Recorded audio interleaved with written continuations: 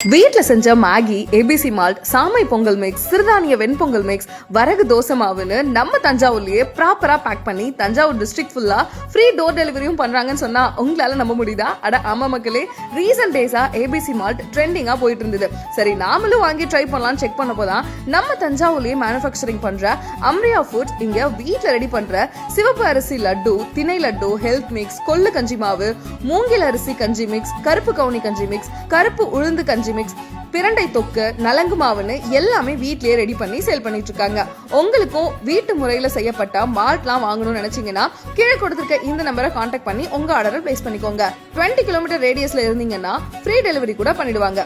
இங்க இது மட்டும் இல்லாம organic and herbal soaps, face wash and organic ப்ராடக்ட்ஸும் சேல் பண்றாங்க.